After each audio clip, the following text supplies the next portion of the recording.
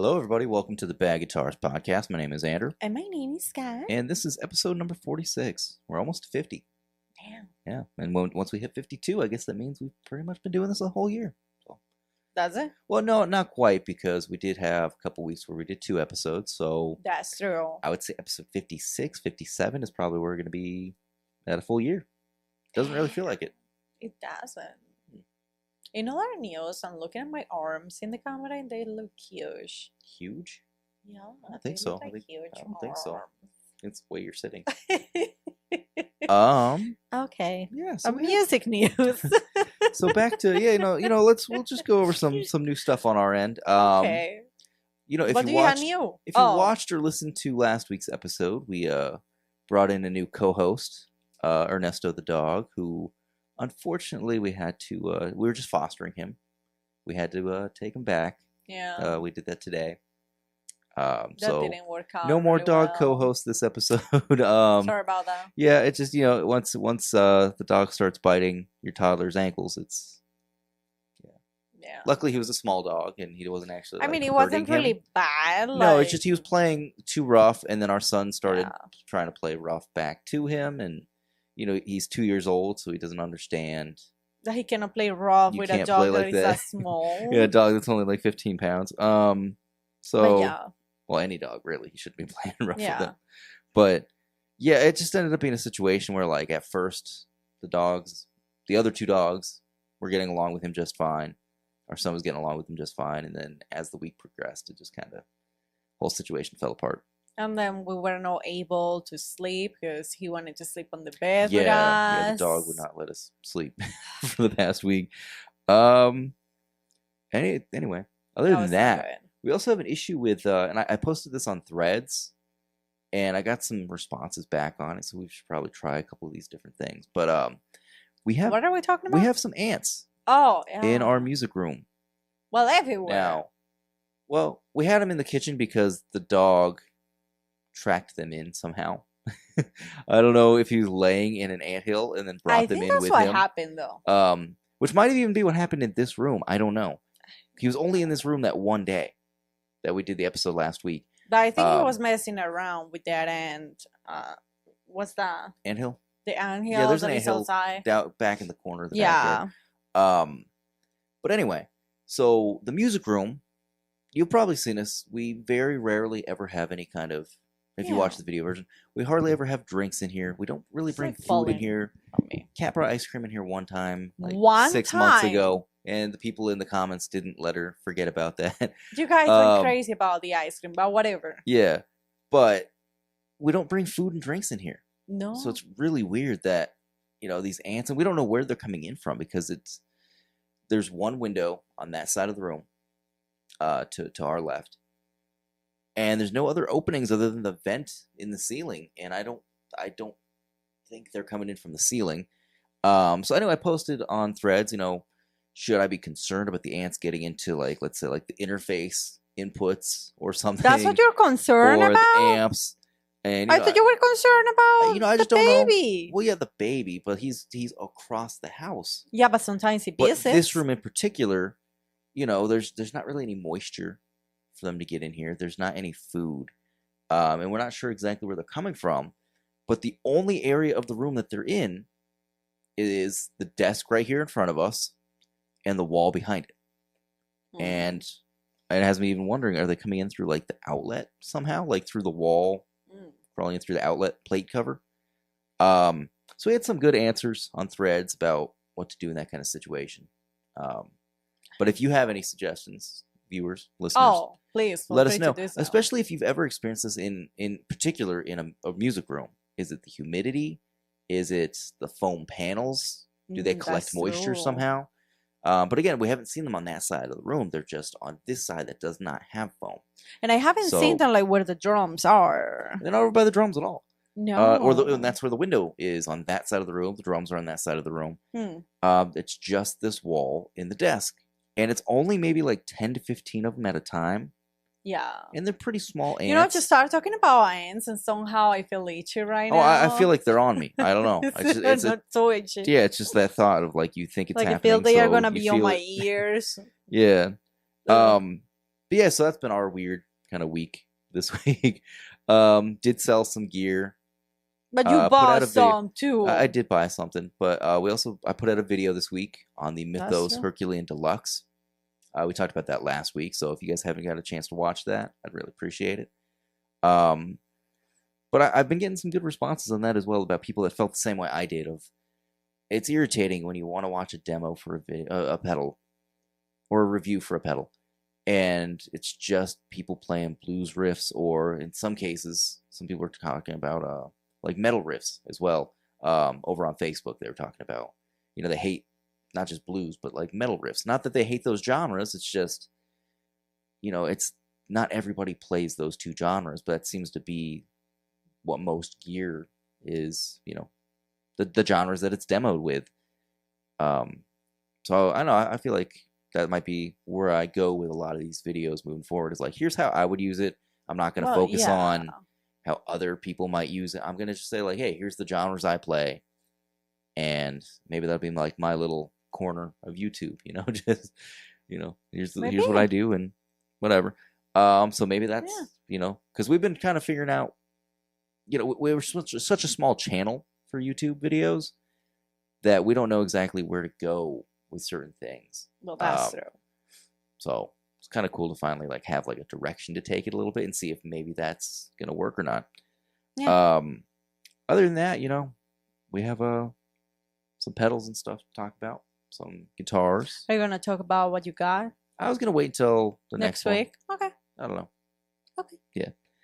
Yeah, because it's not coming until like Tuesday or Wednesday. Which remind me, imagine people, what's my budget on tattoos at this point in time? Yeah, so if you are new to the show, about 2-3 months ago, the previous rule in this household for music gear was anytime I sell something, you buy something, that I would buy something with that money. And that's a rule that Kat created so that I wasn't spending new money on equipment. It was just, people talk about it all the time, like the whole, like, like the reverb.com, like 60 Cycle Hum has talked about it. Emily, from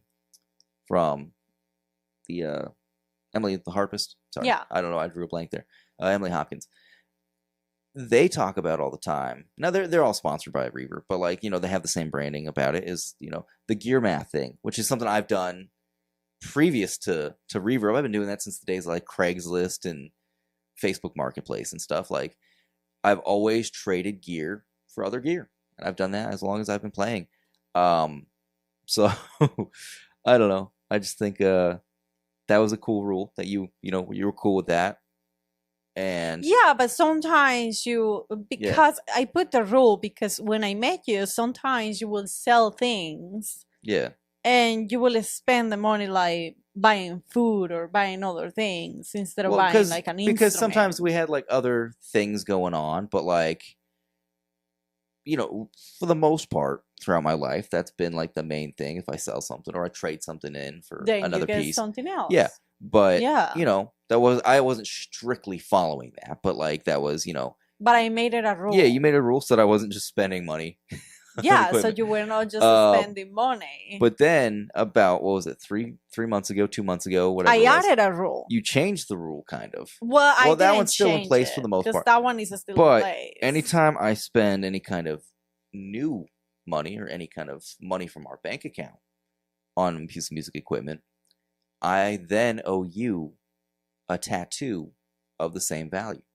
Yes, because you have to think about it. Like, it cannot be just one person spending money on the things that person wants. I know, and I've always just like randomly, bought you the things that I know you want, like whatever, be a pair of shoes or but I'm things sorry. like that. But I do appreciate that, but you cannot compare a guitar with a pair of Crocs. No, I know. I'm just saying, like, it's not, I don't want to give people the wrong impression that, like, all the money in this household goes towards music equipment. For the most part, most of this money goes towards buying our son monster truck toys. That's true. Every week we buy him, anytime we go to the grocery store, he gets a new, like, Hot Wheels monster truck. Yeah. To the point where I installed shelves in the living room just to store his monster trucks. True. But a big amount of money goes towards music equipment. Yeah. But then now your arms are going to be completely covered. Imagine the budget. Yeah. So we're getting up there. So what do you think? Should we just jump on in to some pedals, some guitars? I think that I brought up one guitar this week, and I feel like that's probably going to be like our main topic. Because it's just so ridiculous. Why? Well, I think it is. I don't know. What is ridiculous? We'll get to it. But let's do a little follow up on the whole Behringer situation. A lot of people did videos on this one this past week. That is it's not huge news. It's not huge news, but it's like very anticlimactic to the whole situation with the lawsuit. I'm sure they probably have to pay something to Bill Finnegan. I haven't seen any update yet on the actual lawsuit itself, but it seems like they're trying to, still maintain selling this pedal. So they've rebranded it and they've addressed a lot of the issues from the lawsuit.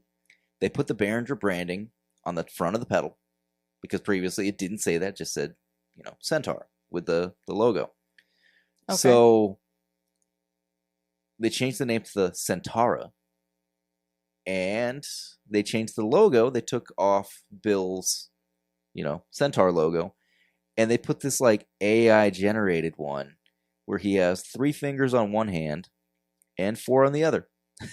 But didn't you find that image somewhere too? Yeah, so I did a reverse image search, and I'll try to put that on. It's not exactly the same. But it looks really similar. But it's a long-haired centaur. The legs are crossed in the image that I found, whereas they're not crossed in the one on the pedal. And it's very low quality as far as detail compared to the one on the pedal. But it's the same thing. He's got the spear in one hand and the arm out like this. And like I said, the long hair. And the one that I found when I did the reverse image search was from like a bumper sticker website. So I don't know if they use that as inspiration or the AI, search the web for generic photos of centaurs and kind of use that towards what it generated for them. But this doesn't look like somebody drew it. This looks, why would it have 3 fingers on one hand and 4 on the other? And they didn't even check. They didn't even double check it. They're just like, screw it. It's just so cheating. I just think like the pedal war, now that I've been on this for quite some time. Yeah. Like, someone needs to come out with something original, though. Well, it's hard to. But like they're people steal from basic. Another person and they just add something different, and then that's what makes it unique. When it comes to, in particular, overdrives, distortions, fuzzes, boost pedals, those are the easiest ones to design and build. They're just basic analog circuits. And there's only so many original designs you can really come up with around like a tone stack, but a volume control, a gain control. You could change the gain structure, the diodes, the clipping, the transistors. You can change all that stuff. But like for the most part, you can just most builders just innovate on what already exists. But you can also change the way the pedal looks. Oh yeah, absolutely. I mean, not everybody does a direct, like native audio. Yeah. Like we had talked about, then they have like a story behind the pedal. They have like different designs, like CHLEO pedals. It's not just like copy paste like this one. And every once in a while there is a brand new original design. That's really nice for a circuit that comes out. Yeah. And it stands out from others. Which, at the time that the Klon Centaur came out, that was the thing. It was a brand new design. It was different from anything else on the market. He hired people from, I think, MIT. Okay. To help him design it. So it was a huge project to create an original circuit. And that was the whole problem. That was the whole problem he was trying to solve by creating the Klon Centaur. So you do have those. But, I get what you're saying. If you're going to clone something, just don't make it look the same. No. And there's plenty of companies out there like Wampler has the Tumnus. And we've talked about this before. Yeah. It doesn't look the same. It's just the same colorways. The same colorways. A lot of companies that do a Klon Centaur clone, they'll use the same colorway. They'll use the same oxblood colored knobs and text font, text colorway and everything, the same font, but it'll be a different enclosure. They use the same enclosure, They used the same name, but I don't know. We haven't seen an actual conclusion here to the lawsuit. But listen, but they're still selling the pedal. That's just to bring people in who Yeah. doesn't know what's the original one. Yeah. But they all look so similar. And there are people that are new guitarists that don't know any better. Yeah. They're Centaur. That says Centaur. I'm buying it. And I think that's the basis of the lawsuit too, is that, like, you know, it could confuse the consumer. And it does. That's the purpose of copyrights and trademarks. It's not necessarily to, you know, protect the company. It's supposed to protect the consumer. But I don't know. Anyway, so this whole thing, we don't know if the lawsuit is over or how that ended. We need to still look into that a little bit more. Thing. But I was going to say one more thing and I completely forgot. Yeah, so that's what it was. On Facebook, Reddit, all these different places, the forums, people are seriously posting pictures of these as they're getting them, and then the ones that still say Centaur on them. And they're like, it's the lawsuit era version. It's like, oh my God. So now they're saying these are collectible. It's a $60 overdrive pedal, and you're trying to say it's collectible. People are trying to sell them for hundreds of dollars. That's just dishonest. It's like, dude, they've changed the logo, they've changed the name. It's the same pedal for $60. And you're trying to sell it for $300, $400, $1,000. Like, it's insane.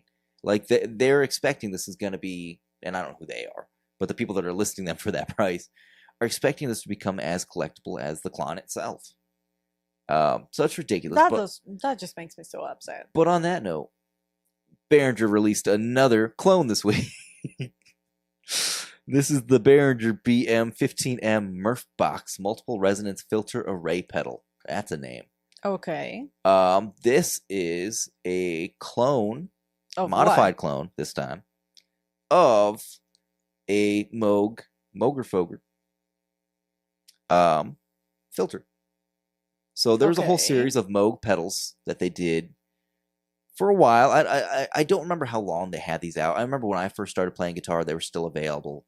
I think they discontinued probably sometime around the early 2010s. So they're very rare, they're very collectible, they're very expensive on the used market. Okay. So Behringer's putting their hat in the ring on this one, I guess. I don't know. So it's stereo MF style. They're not even hiding it. It says MF style. Multiple resonance filter for guitar and synth with 8 filters, 12 sequence patterns, and USB MIDI control. Okay. So obviously the original didn't have quite as many features as Wait, this. what do you say this is? I'll look it up. I'll show you.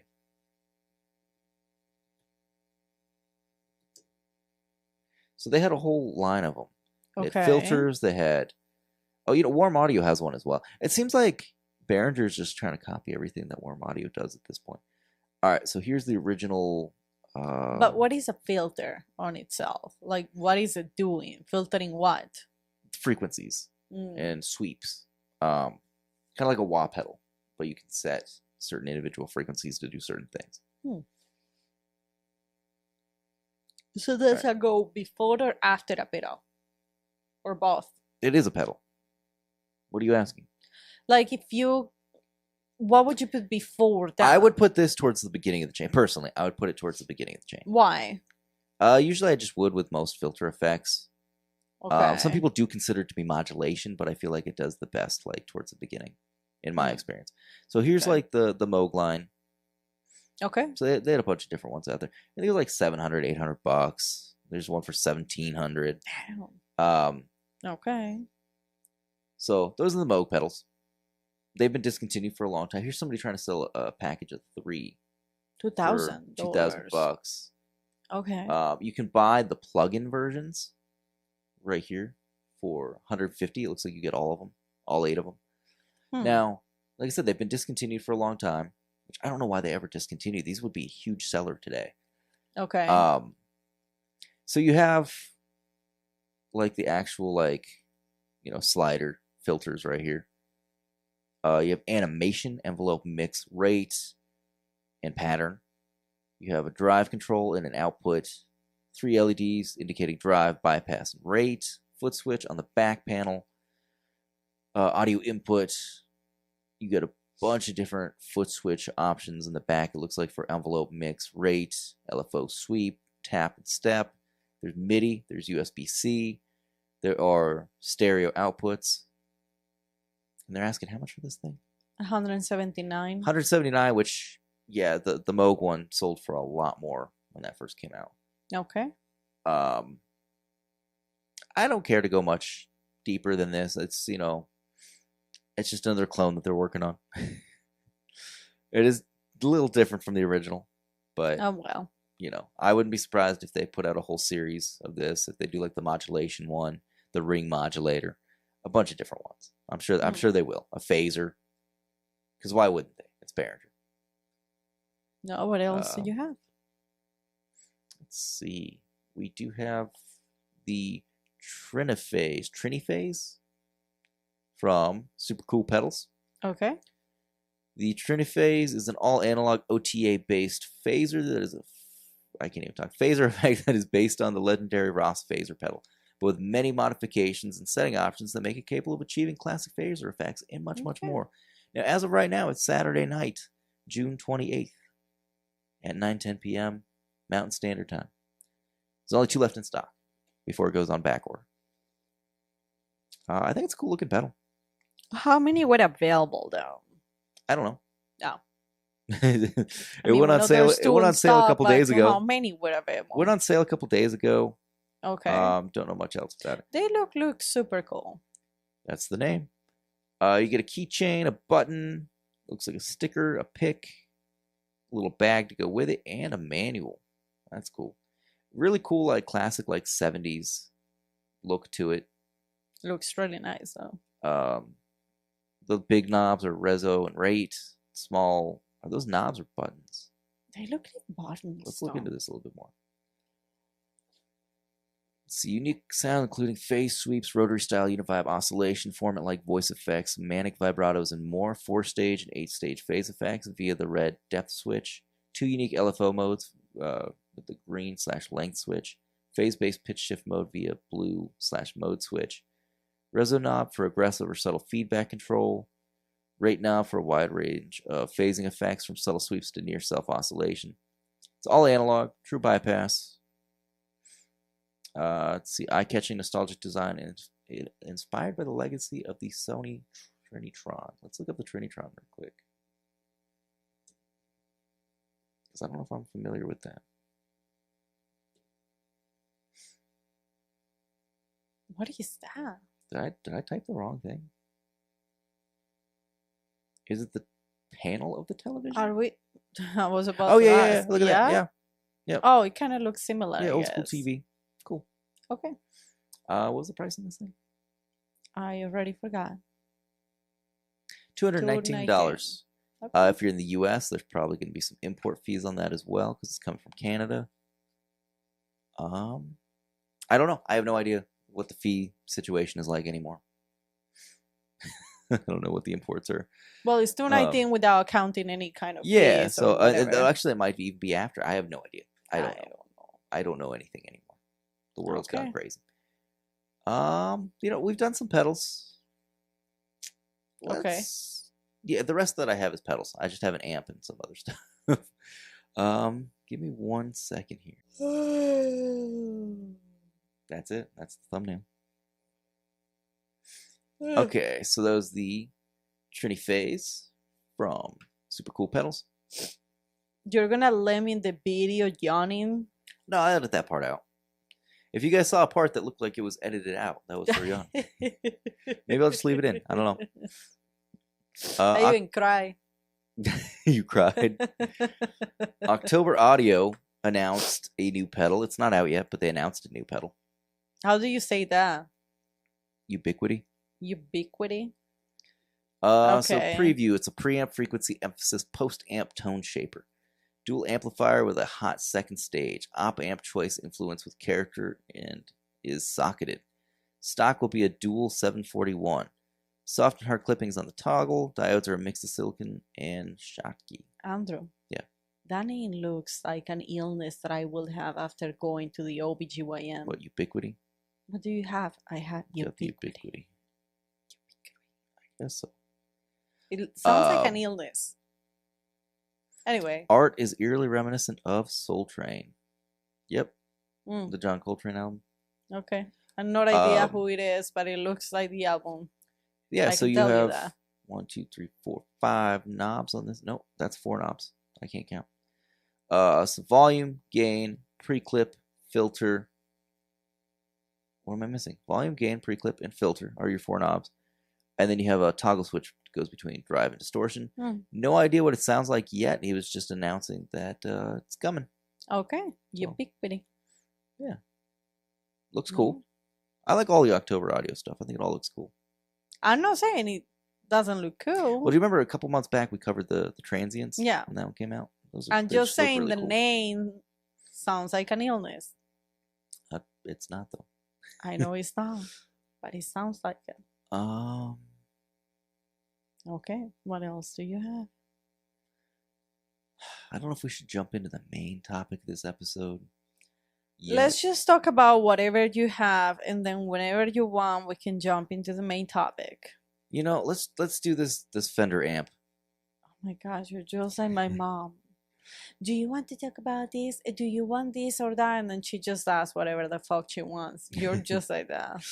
Well, no, I was going down the list, but I think we're already coming to an end of the pedals. Let me slide this down. Oh, I already mentioned the Fender amps. Let's just do that one first. Fender Blues Junior IV, the 30th anniversary 15-watt 1x12-inch combo amplifier in black Western. It has a black paisley Tolex on that thing. It looks good though. You think that looks good? I think it looks beautiful. I don't know. I think it's too extravagant. It's like definitely like a cowboy amp. I think it looks really nice. And it's $1,049. I don't like the price. So let's see what's going on here. Okay. Your top panel doesn't look any different than a regular Blues Junior. Let's see. Volume, treble, bass, middle, master, and reverb. Plus you have the little fat switch right here. I mean, visually it doesn't really look any different than a normal one, except for that Tolex. I will say though, $1,050 for a brand new one is kind of insane. When you can go to like any guitar shop and find a used one of these, or anywhere on the used market, especially like OfferUp or Facebook Marketplace. I wouldn't order one online, but in person. Okay. $350 all day long for a used one. But I think it's the way it looks. It looks well, beautiful. No, it's also the 30th anniversary version. Yeah. But yeah, like a used standard version, like $350. Like it looks really nice. Such a popular amp, and there's so many readily available used that like you know, they're out there. That and the Hot Rod Deluxe and the Hot Rod DeVille, those are everywhere. The Pro Junior, you can get those super cheap most places because they're just mass-produced amps. So let's see. 3 decades down the line, Fender's Blues Junior stands out as one of the most recorded and gigged amp combos in guitar history. The Blues Junior IV 30th anniversary pays tribute to that legacy, and it also ejects a few modern-minded modifications. Here we go. It all starts with the time-tested Blues Junior foundation with 2 EL84 power tubes and a trio of 12 AX7s, resulting in 15 watts of rich, dynamic, and expressive tube amplifier tone. But what's different? All right. Slightly deviates from standard specs to provide a richer response overall. A simple yet efficient control configuration grants you plenty of power to sculpt your sound with a 3-band EQ, the fat switch for enhanced girth and volume master controls to capture valve breakup at any volume level. Now, I think the fat switch on the regular version, if I can, I might be mixing up models here. I think in the regular version it just says boost. I don't think it says fat. I don't remember. Or it might say bright. I really don't remember. Let's see. Yeah, anyway, so volume and master controls to capture valve breakup at any volume level. Naturally, the Blues Junior IV 30th anniversary comes equipped with true spring reverb section of the predecessors, only modified with a slightly smoother sound. A top-class Celestion G12M65 creamback speaker, an exquisite black Western covering, top it all off. Compact, versatile, and crammed with a harmonic-rich tube tone. There's no question that the Blues Junior IV 30th anniversary will continue to rock stages and studios around the... How many times do they have to state the entire full name of the amp in that thing? I don't know. So, it seems like the main mods is slight different specs on the circuit. You know, the way that they wired that fat switch in there. Okay. and the Tolex on the outside, and they put a fancy Celestion D12 speaker on that thing. I guess. That seems like those are the main mods, and that's what they equate to. That's why you're selling paying for to $1,049. $1,050. Yeah. So you think it's a nice looking amp? I think it's nice looking. I mean, I would use it. No, we're not getting it. I'm not saying That's I want too it. much. No, I like Fender amps. I want to clarify that I bought your birthday present like Yeah. 2-3 months ago. You did? No, it wasn't that long ago. It was like a month ago. And now you got another birthday present. But And I'm selling stuff. I'm selling stuff to cover the cost of that. But that's not going to cover the cost. No, but the other things, once they sell, it will. It'll balance But out. then your birthday is going to come because it's soon. It's and then like you're a going month to. away. Well, it's, Of it's course, the end of and July. then you're going to want more things. No. And then people is going to say, I'm an asshole if I don't give you anything on your birthday. You know what sucks is I tried to find... I broke a bass string adjusting my truss rod.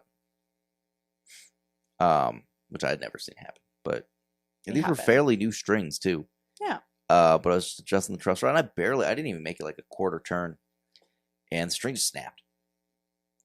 And so I was looking for a single string, because they sell single strings everywhere. A single flat wound in the gauge that I needed. And it's D string on a bass. I can't remember off the top of my head what gauge it was. But a single flat wound D string. Okay. How much? And I couldn't find one. Oh. They had regular round wounds. They had tape wounds. I could not find a single D string flat wound. Even if it was a different brand, like I still would have, put it on there. Huh. But yeah, because I mean, you're paying like $7 versus paying $40 or $50 for the whole thing, for the whole pack. Because bass strings are expensive compared to guitar strings. Guitar strings are like $6-7. Bass strings are like $50. And if you want like some really nice bass strings, you might be paying up to like $80. Jesus for like Christ. I think the Pino Palladino signatures. Okay. Are like, I think they're like $80. Oh my gosh. Let me see. Yeah, the Ernie Ball flats. $79.99. The Ernie Ball flats. The Pino Palladino signature smoothie flats. And I think we forgot to cover these when they came out like a month or two ago. Yeah, $80, dude. Versus the ones that I use. The ones that I use are flats. They're Ernie Balls as well. But mine are... I don't buy the Slinky flat wounds. I buy I think they're the Group 3 flat wounds, which they're $45. Okay. Still. Yeah. Which ones are they? Light I gauge. got no idea. Group 3. I'm pretty sure that's the ones I buy. Yeah, they're $45 to $100. Why are they so expensive? More material. Like in general. More material. Mm. They're thicker. They need to be able to hold tension better than a guitar string. Well, not better, but like more tension than a guitar string. Okay. And basses don't change their strings that often, really. I mean, there are some, but most bass players never change their strings. Which I've had basses that I don't think I had ever in the past ever changed the strings on. Spaceman Effects has a new pedal. Okay. This is the Atlas 4 preamp booster. This is one where you got to put down a deposit. No. Really? Oh, that sucks. They're sold out of gray.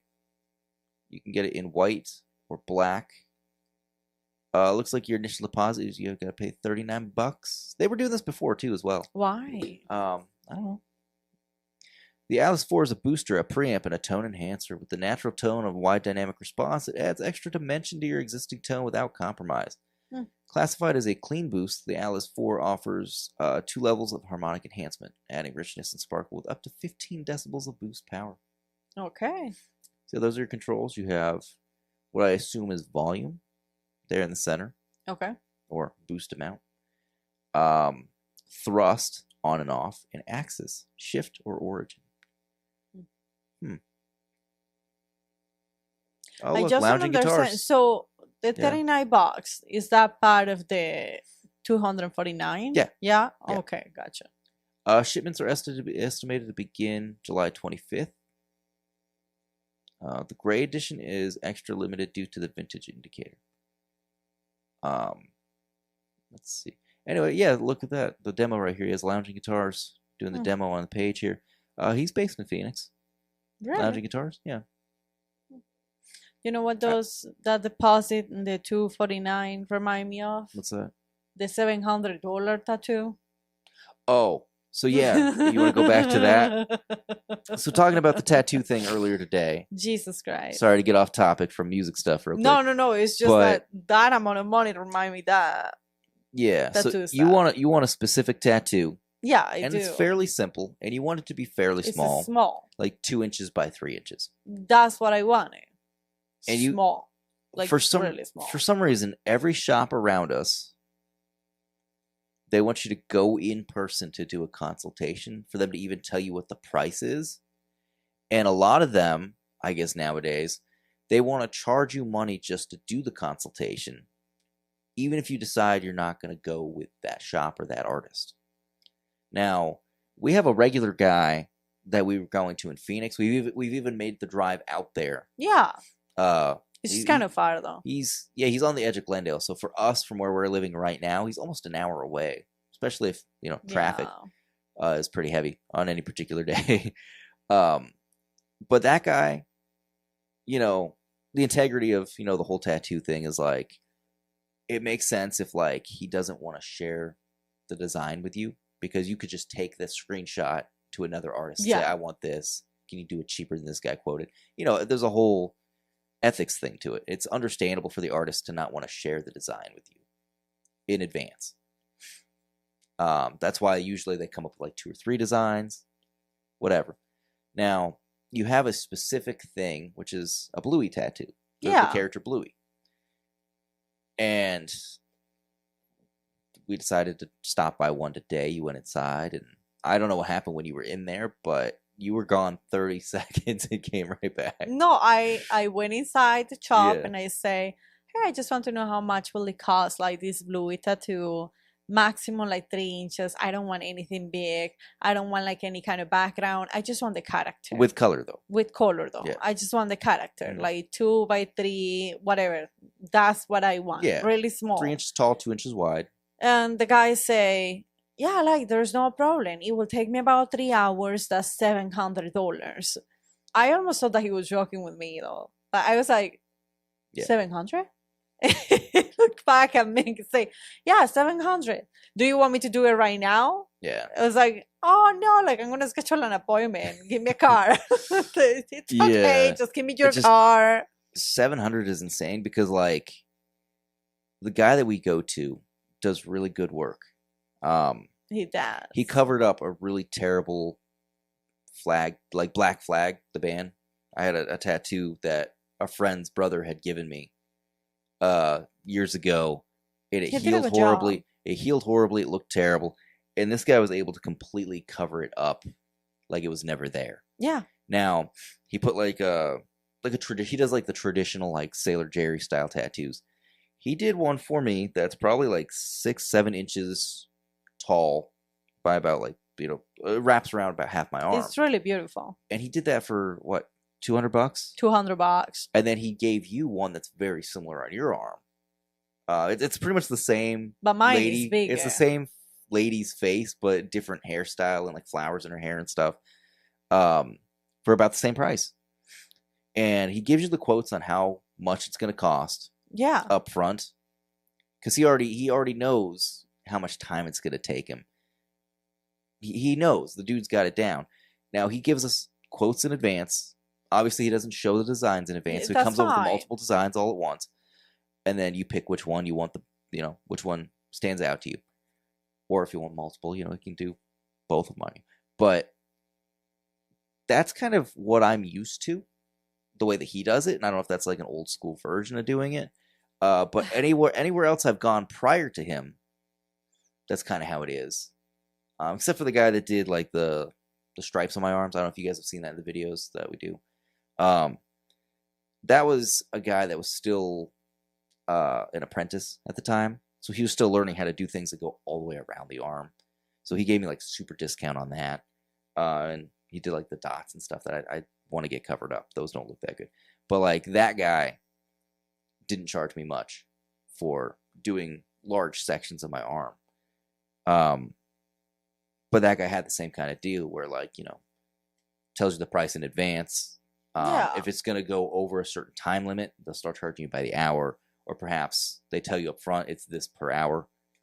But like that guy just said, it's going to be 3 hours. The guy that today told you to be 3 hours. 3 hours to do a small tattoo with not that much detail. 2 inches, I mean, if you guys have seen the character Bluey, dude, it's lines. That's like an oval. It's lines, circles. Yeah.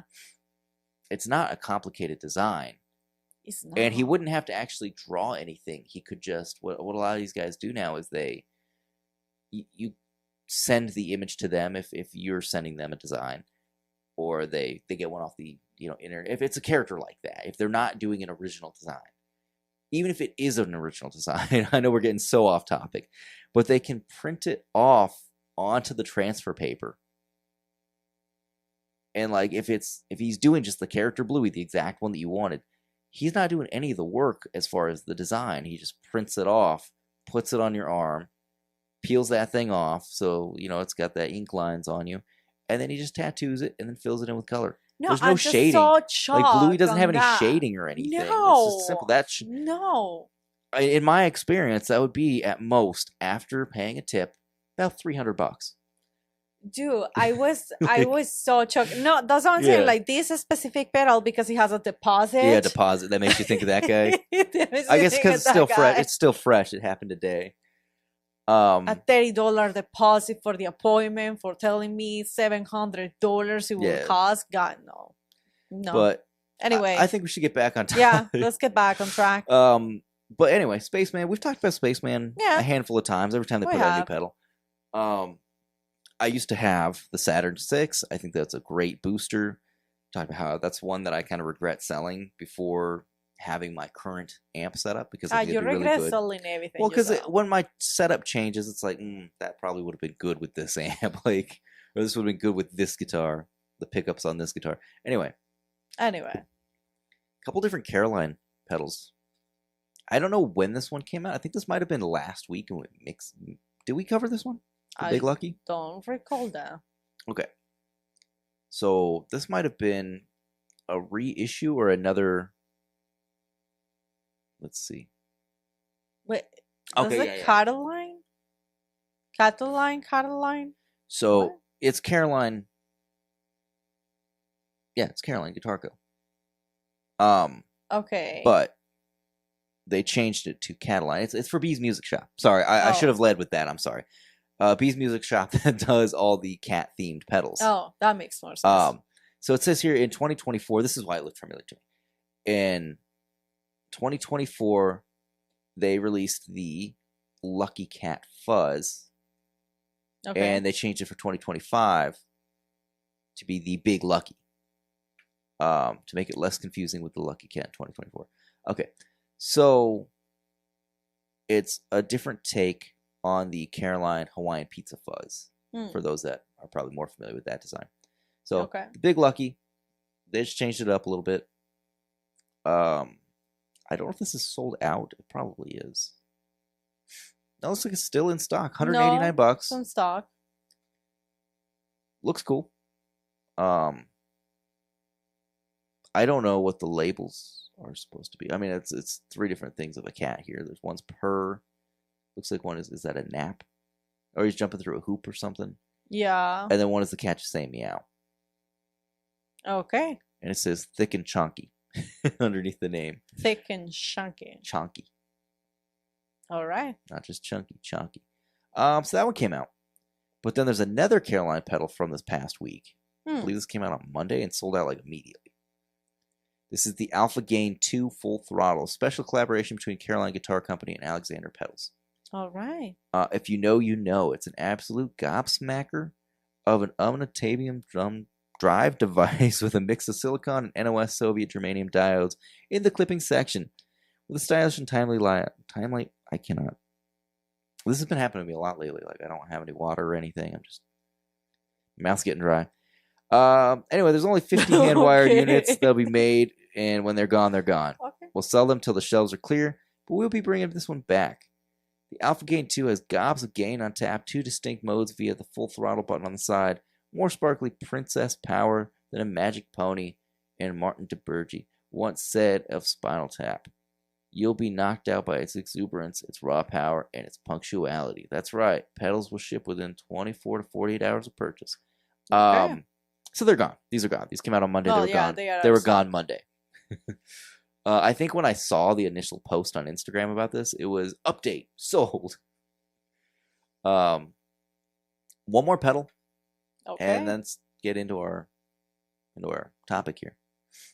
So Rainger FX put out the Razor Fuzz, 199 euros. Intense gated original circuit fuzz box, has virtual plectrum facility. 4 kinds of plectrum available. Fuzz is analog, plectrum is digital. Let's learn about what this plectrum thing is supposed to be. Does fuzz with random techno tuned pitch attack. Another custom Rainger FX enclosure. So plectrum is like guitar pick. So I don't know what they mean by digital plectrum. Is it like an arpeggiated fuzz? Let's see. What's offered are all digital with their volume adjusted by the pick volume knob. Let's see. Sandpaper adds extra impact to low rocky chugged chords and more attack to single high notes. Sometimes sounds like a cabasa shaker playing along with your rhythm picking. I think Brian May's sixpence coin plectrum on steroids. Okay. Metal is like false pinched harmonics, turns high gain fuzz solo into hair metal. Adds a sparkly techno attack to each note. Metal long adds a slight mad edge to everything. Mixed together with single notes gives it a neat random ring modulator effect. Okay. One note tuned to the song's key, added the note to everything you play, so it's like a tunable drone note. So what is plectrum? Guitar pick.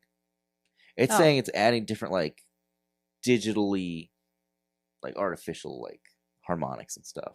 It can sound like a ring mod, it can sound like a pinch harmonic, it can sound like a drony note playing along with your note. And then on top of that there's a fuzz built in this thing. So I guess that's that one. Like I said, 200 euros, so I don't know what we're looking at in US dollars anymore. I don't know. Yeah, I can calculate, but by the time this come out, it's gonna be different. Yeah, so I don't want to speculate on the pricing. We'll say 250, but it's probably gonna be more. So, are you ready to jump into the big one? I don't know if it's the big one, but it's been a big joke this week. Give me 1 second here to get it fully loaded up. It's weird. Our camera shifted a little bit, so I think we might be off. I can't tell if we're out of frame. Anyway, if you're listening to the audio version, it doesn't even matter. Yeah. This is a new guitar from PRS. This is the CHLEO limited edition guitar. It is the Herman Lee signature model. Who's Herman that? Lee is the guitarist for the band Dragon Force. No idea. They're a metal band. Back when the Guitar Hero video games were big. I think it was I never played Guitar Hero. I think it was the final song at the end of like the second game or something. The guy in the picture? Yeah. Okay. If I played you the song, you'd probably be like, "Oh, I've heard that before." But I don't know. But okay. It's called like Through the Fire and Flames. I've never heard any of their other music. I don't know anything about this band. I've seen videos of this guy flipping guitars around on stage, and like he actually like, I think it's like the prototype version of this, where he like dropped it on stage and it like broke over his knee or something. Like, so here's a quote from him. With the PRS CHLEO, I wanted to create a guitar that combined effortless playability, precision craftsmanship, and a versatile tonal range. It brings together modern innovation and timeless style, giving players the freedom to explore both classic sounds and new creative possibilities. The CHLEO isn't just a signature model, it's a guitar built to inspire. Now, I believe previously he had a signature Ibanez that looked pretty much the same. Let me look that up. I should have already looked that up, but I'm pretty sure. Yeah, I mean, that looks very similar, right? It's different, but like the pickup configuration. I have questions about the guitar. Which one? The new one or the one that I have loaded up right here? The new one. Okay. I'll find it again. Yeah. Get back to the guitar itself.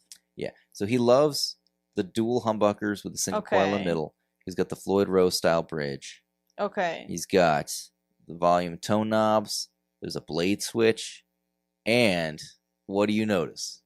What is it that you have questions about? I mean, I have multiple questions. Yeah, let's hear. First of all, I absolutely hate that it has those, like that texture, you know, where you plug it. Now, this is what the internet, this is exactly what the internet has been talking about since this came out earlier this week. Like, I want to punch the guy in the face. I don't like it. There is a disgusting bulge. What is that bulge? That's where the jack is.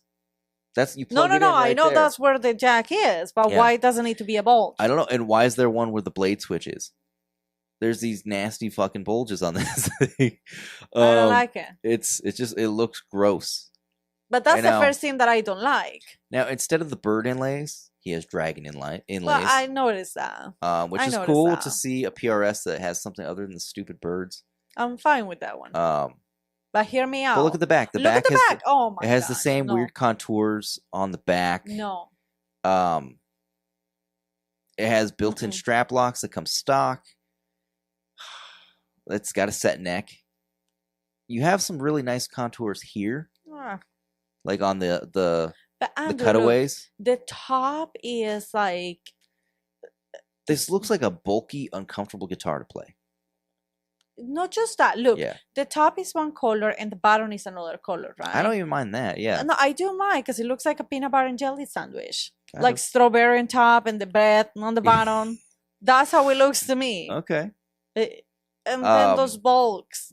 I don't know. How much is that shit? Dude, I don't know. We'll find out. No. Anyway. Let's see. At first glance, the CHLEO is a seemingly dramatic departure from classic PRS design, but its craftsmanship and quality is wholly PRS.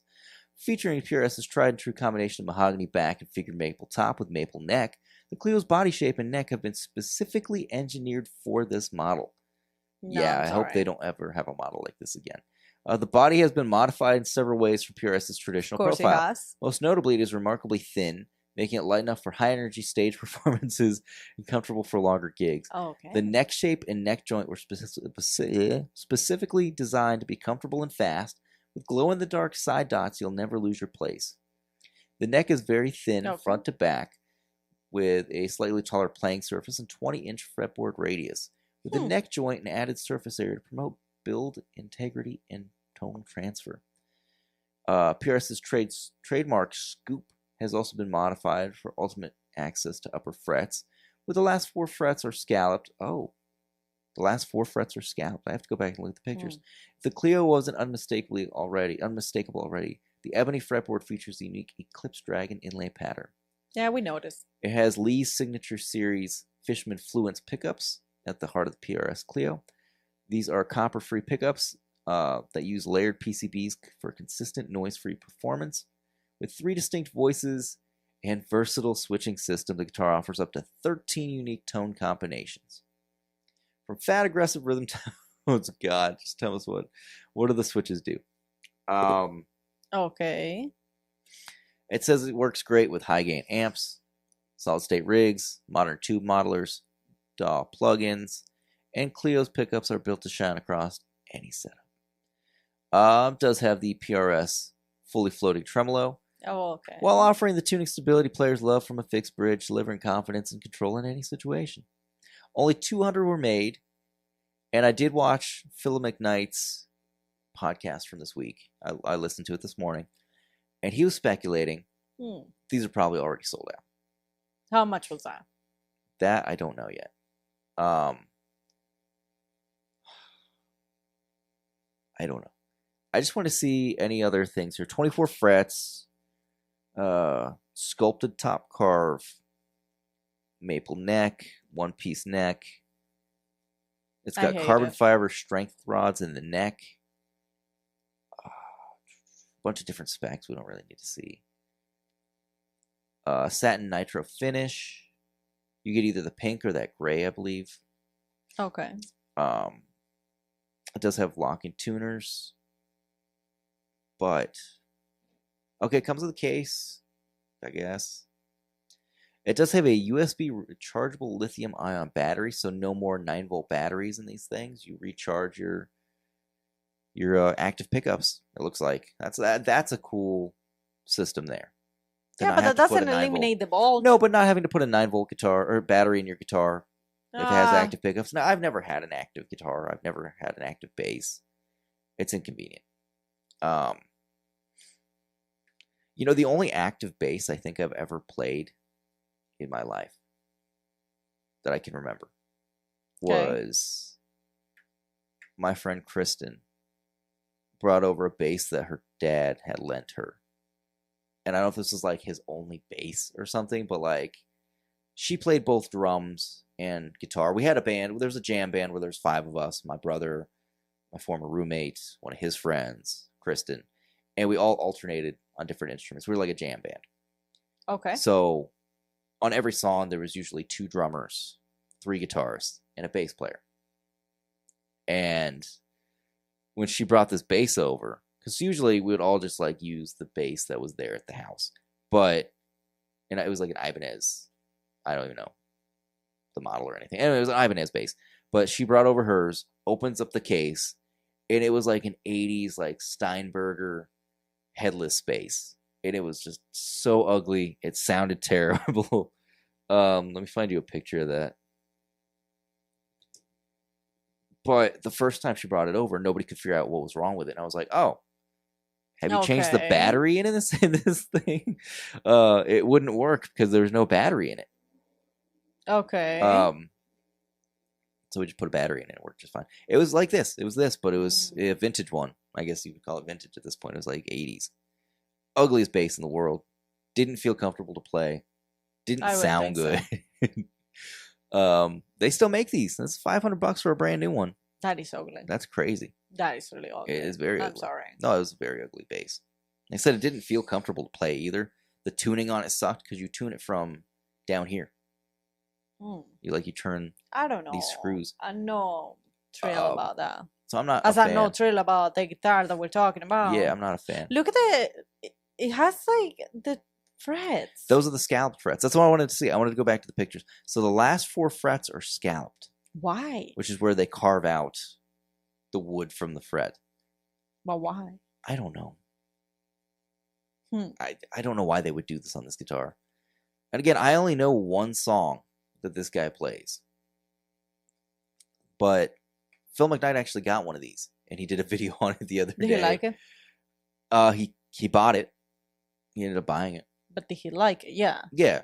Okay. He did say in his podcast episode he was disappointed that they sent him this one, the gray. He thought he was getting the pink. He didn't even know this one existed. Okay. But then he made a good point too. Like when you find a guitar that feels right, you don't want to take the chance of sending that back, getting the other one, and then it just might not feel the same. Which going back to like that Ibanez Artist model that I got. Yeah. What was it last year? End of last year sometime?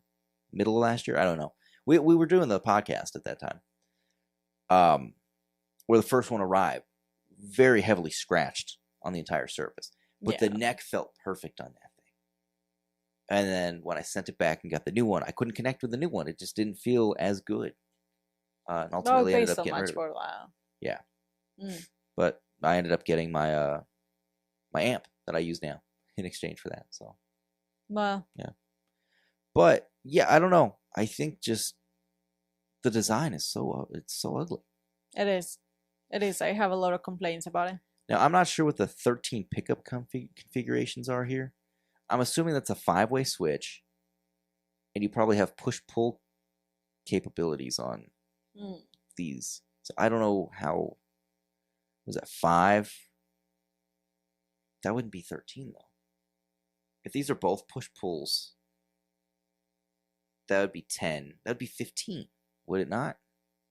I don't know. Because if you have 5 with both knobs down, no, I don't know. That would be 20, wouldn't it? I don't know. There's no description of like the different switching on here. I don't really even care. There's a video. Even if you tell me that you want to buy it, like that's too ugly, Andrew. Okay, further down on the thing, there's a description here. Okay. So what is it?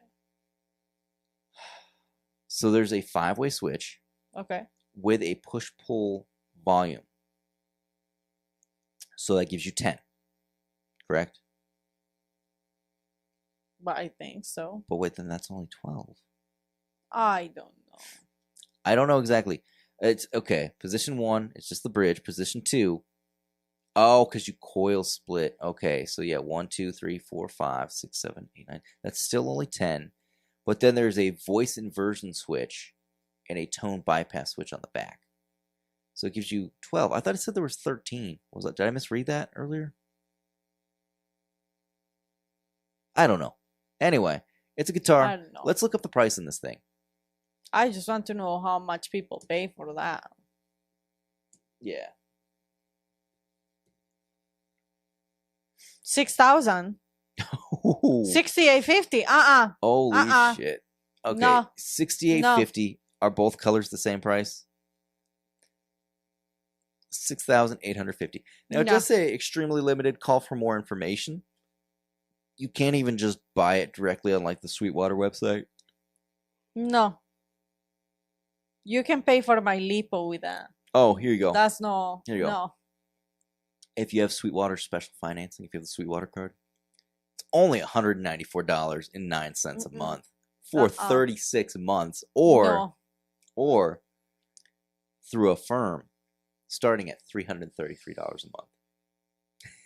It's crazy. No. I think the pink looks better out of the two colors. None. Now, oh no, that does look better. I lied. I think the gray looks better with the gold pickups, the gold hardware. Oh my gosh, you're already falling in love with this I thing. absolutely hate the look of this guitar.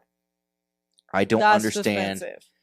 I guess the bulge has to be there because the body is so thin that there's nowhere else to put the jack. That's my guess. Is that was the only way to make this work. But you know what I would have done? I would have, instead of having it in the front at all, I would have just had a spot in the back that protrudes where nobody can see it and put the jack there. Like, why did they have to do this? Did he want this? Did he ask for this? Was his Ibanez model like that? No, his Ibanez model just had a hole. Like an angled hole. Yeah. I don't know. I don't know. I want to punch the dude in the face. You know, in the comments, please let us know. No. What do you think about this guitar? Do you think it's worth the price? What do you hate about it? And why is it because of the bulges? Wait, I just noticed. Yeah. The top of the guitar of the Ibanez. He's got like a hand grip thing. Oh, I know. So the guy has that style. Yeah. I'll show you after we're done here. I'll show you the videos of him like dropping the guitars and shit. I think it's really funny. He snapped the necks off of like so many guitars. Because he does this thing where he bounces it off his knee and then tries to catch it, but he doesn't always catch it. I don't know. I don't know. I'll show you some stuff about this guy later, but yeah. Anyway, so yeah, just let us know in the comments from this week which ones were your favorites, which ones did we miss, which one did you dislike the most. Just let us know your thoughts on any of these. I guess so. I'm gonna say my favorite of the. You know, we don't usually do this, but like my favorite of the week. I don't know. I guess the Fender amp. I'm not a huge fan of the Tolex, but I think the mods they made to it are cool. I think the price is more than I would want to pay. It is. But I like Fender amps. Okay. What's your favorite? I do not have a favorite. You don't have a favorite this time? No. I don't know. None of your favorite guys put out anything? No. Summer School Electronics has something coming out Monday. Really? Yeah. I don't know what it is, but I'm sure I don't know. We'll find out. I just don't feel connected with any of the things today. Yeah. And that bulge, that turned me off. I'm sorry. That didn't work out for me. Yeah, I don't know. You got to be a really specific person to want that, I guess. I don't know. Just fancy I'm sure to he has, noisy, no. I'm sure he has like super fans that I mean, I don't doubt desperate it. to like sell everything they own to buy this. Donating blood, selling a lawn. selling a lung to buy the guitar. You go for it. That's fine. Yeah. See if I care. On that note, I guess we should wrap it up. All right, everybody. This was episode 40. What did I say? 46. I don't even know what this. And also today, what our YouTube channel hit 400 subscribers, which I know it sounds like nothing. It sounds not significant at all. But you know, we have. This is the video version of the podcast, which started long before we started doing videos outside of the podcast, like actual like gear videos and stuff. That's true. I didn't start doing those until probably like 3-4 months into us having the channel. And, you know, we're everywhere. We're not just here on YouTube. We are on Amazon, Apple, Spotify, wherever you get your podcasts. So, I mean, this is just a small part of where we're at. Really nice, though. But we are trying to build the YouTube, so we do appreciate that. Like, people are willing to check out the video version. So it's cool. Help us get to 1,000, and we'll do a giveaway. We've been mentioning that for a long time. That would be nice. You know, we're still. Are you giving away all of your guitars? Huh? Are you giving away all of your guitars? That's what it is. No, one person will win one thing. Okay. But yeah, when we get to 1,000, so we're still. You had time. Not even halfway there, but 100 more subscribers will be halfway there. Okay. And then, you know, we'll keep doing some gear videos. We'll do the weekly podcast as we always do. And I guess we'll see you next week. All right. Bye. Bye.